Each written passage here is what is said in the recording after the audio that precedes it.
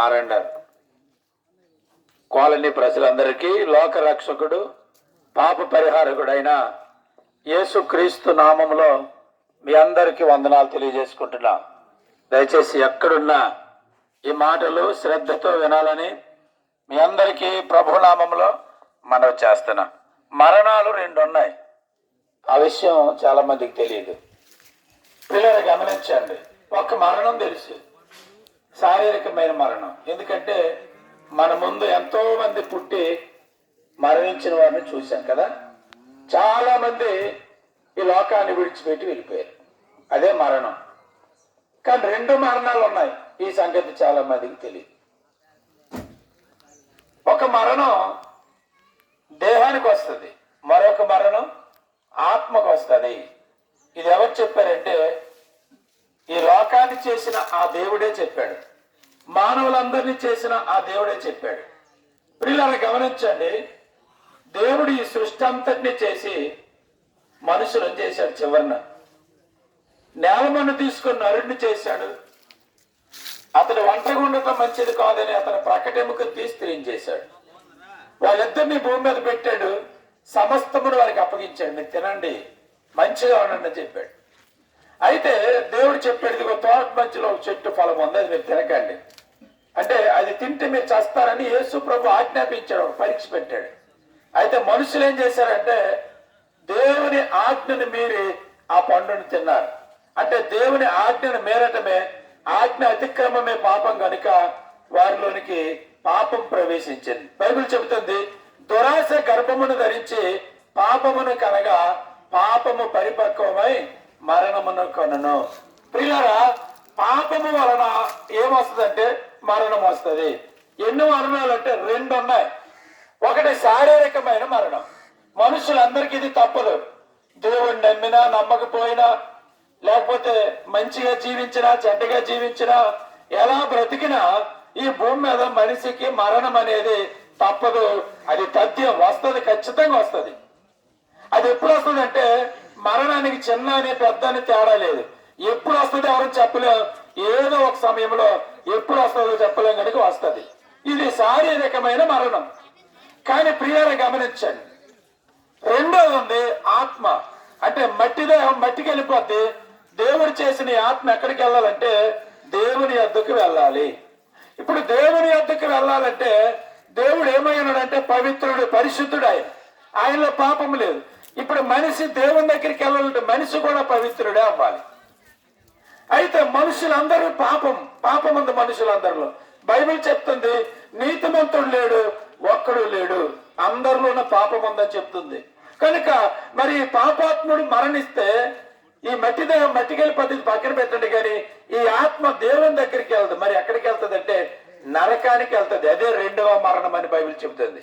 ఆరని అగ్నిగుండం, అదే 2వ మరణం. ఏ మనిషి అవని, ధనవంతుడవని బేదోడవని, ఎవరవని, గొప్పవారవని, లేకపోతే బలహీనలవని బలవంతులవని, ఎవరైనా మరణిస్తే పాపంలో ఉండిపోయి పాపము పోగొట్టుకోకుండా అపవిత్రుడిగా అనీతిమంతుడిగా మరణిస్తే మరి ఎక్కడికి వెళ్తాడంటే 2వ మరణమైన నరకానికి వెళ్ళిపోతాడు. అది ఆరని అగ్నిగుండం. అక్కడ అగ్ని ఆరదు, అక్కడికి వెళ్ళిన ఆత్మ మరణించదు. యుగాలు ఏడుస్తూ బాధపడటమే. దాని నుండి తప్పించే నాదుడి భూమి మీద లేదు. అయితే ప్రియులను గమనించండి, అదే నీతిమంతుడిగా పవిత్రుడిగా నువ్వు ఉన్నావు అనుకోండి, నువ్వు మరణిస్తే ఎక్కడికి వెళ్తావునంటే నరకం నుండి తప్పించబడతావు. నిత్య జీవానికి, శాశ్వత జీవానికి, శాశ్వత ఆనందకరమైన ఆ రాజ్యానికి నువ్వు వెళ్తావు. అయితే ప్రియులను గమనించండి, ఆ దేవుని చెంతను ఉండగలుగుతావు. ఆ దేవునితో సంతోషముగా ఆనందముగా నీ జీవితాన్ని వెళ్ళబుచ్చుకుంటావు. అక్కడ మరణం ఉండదు, నిత్య సంతోషం. అయితే గమనించండి, ఆ నిత్య సంతోషంలోనికి, ఆ నిత్య జీవితంలోనికి నువ్వు వెళ్ళాలంటే నీ పాపం పోవాలి. ఈ లోకములు దేన్నైనా శుభ్రం చేస్తావు, కానీ నీ పాపాన్ని నువ్వు శుభ్రం చేయగలవంటే, నీ హృదయాన్ని నువ్వు శుభ్రం చేయగలవంటే ఏ వ్యక్తి తన హృదయాన్ని తాను శుద్ధి చేసుకోలేడు. చెబుతాం, శుద్ధి చేసుకొని చెప్పగలుగుతాం, కానీ ఎవరు కూడా ఎవరి హృదయాన్ని వారు శుద్ధి చేసుకోలేదు. మరి ఎవరు చెయ్యాలా? దేవుడే చేయాలి. మనుషులను చేసిన ఆ దేవుడే చేయాలి. అందుకనే ఈ సృష్టి అంతటినీ చేసిన ఆ దేవుడు, మానవులందరినీ నిర్మించిన ఆ దేవుడు 2026 సంవత్సరాల క్రితం ఈ లోకానికి వచ్చాడు. ఆయన ఎవరంటే మేము ప్రకటిస్తున్న ప్రభు అయిన యేసుక్రీస్తు. ఆయన ఈ లోకానికి ఎందుకు వచ్చాడు అని అంటే పాపిని తన పాపము నుండి విడిపించడానికి, పాపి యొక్క పాపపు శిక్షను భరించడానికి ఈ లోకానికి వచ్చాడు. ఎవరు వచ్చారంటే యేసుక్రీస్తు వచ్చాడు. ఆయన వచ్చి ఆయన పుట్టుకలో పాపము లేదు, ఆయన జీవించిన జీవితంలో పాపము లేదు. ఏ పాపము చేయని ఆయన మనుషులందరి పాప పరిహారముగా, అందరి పాప ప్రాయచిత్తార్థముగా యేసుక్రీస్తు ప్రభు వారు బలి మరణించి 3వ దినాన మృత్యుంజయుడిగా తిరిగి లేచాడు. ఆయన చెప్పిన మాటలు ఇవి. కనుక ప్రియులారు గమనించండి, ఏ వ్యక్తి అయితే యేసుని తన సొంత రక్షకునికి అంగీకరిస్తాడో, ప్రభువా నా పాపాలు క్షమించని వేడుకుంటాడు, తన యొక్క పాపములు క్షమించబడతాయి. తద్వారా ఏమవుతుందంటే హృదయం శుద్ధీకరించబడుతుంది. కనుక ఏ వ్యక్తి అయితే క్రీస్తుని అంగీకరించి పాపాలు ఒప్పుకొని యేసు ప్రభు చెప్పినట్లుగా ఆయన మార్గంలో నడుస్తాడో ఆ వ్యక్తి ఎక్కడికి వారసుడవుతాడంటే నిత్య జీవానికి, మోక్షానికి వారసుడవుతాడు. కనుక ఈ శారీరకమైన మరణం వచ్చిన తర్వాత ప్రియులారా ఈ ఆత్మ ఎక్కడికి వెళ్తుందంటే దేవుని యొద్దకు వెళ్తుంది. ఎవరి ద్వారా? క్రీస్తు ద్వారా. ఒకవేళ క్రీస్తుని అంగీకరించలేదు, పాపాలు పోగొట్టుకోలేదు, నువ్వు మరణిస్తే ఎక్కడికి వెళ్తావు అంటే నిత్య నరకానికి వెళ్తావు.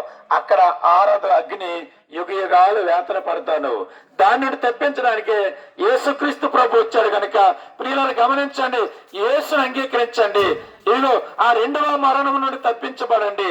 దేవుడిచ్చే శాశ్వత రాజ్యాన్ని, ఆ నిత్య సంతోషకరమైన ఆ రాజ్యాన్ని పొందుకోనండి. అది ఇవ్వాలని యేసు ప్రభు లోకానికి వచ్చాడు. అది ఇవ్వాలని నీ కోసం, నా కోసము, అందరి కోసం ప్రాణం పెట్టాడు. ఆయనకి నీ హృదయం ఇవ్వు. నీ హృదయం ఇచ్చి ఆయన అంగీకరించి ఆయన నీ దగ్గర నీ పాపాలన్నీ ఆయన దగ్గర ఒప్పుకొని యేసుక్రీస్తులో నడిస్తే నీవేం పొందుకుంటావంటే నిత్య జీవం పొందుకుంటావు.